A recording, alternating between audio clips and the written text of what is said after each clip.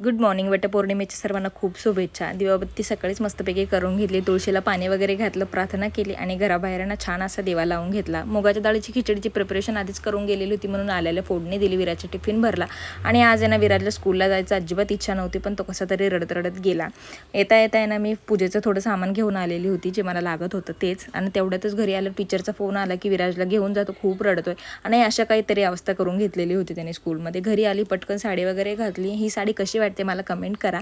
पटकन आरतीचे ताट वगैरे तयार करून घेतलं आणि मी मावशीन त्यांच्यासोबत जाणार होती पूजा करायला. दुपारच्या वेळेस ना ऊन खूप वाढलेलं होतं आणि गर्दी हळूहळू कमी होत होती म्हणून पटकन नंबर लागला. नाहीतर आजच्या दिवशी वडाला नंबर लागणं म्हणजे खूपच मोठी गोष्ट आहे. त्याचमुळे ना तेवढं तेच विराचे पप्पासुद्धा आलेले होते आणि मला व्हिडिओ काढायला कोणीतरी सोबत झालं. नाहीतर असं मला एकटीला ट्रायपॉड सेट करून व्हिडिओ काढताच आला नसता. आणि अजूनसुद्धा जसं की मी मागे सांगितलं होतं, मला लोकांसमोर असं ट्रायपॉड वगैरे सेट करून व्हिडिओ काढायला थोडं कसं तरीच वाटतं. पण म्हटलं असू द्या, मस्तपैकी वडाची पूजा वगैरे केली. 7 जन्मांसाठी विराच्या पप्पांनाच मागितला. व्हिडिओ कसा वाटला मला कमेंट करा. भेटत नेक्स्ट व्हिडिओ.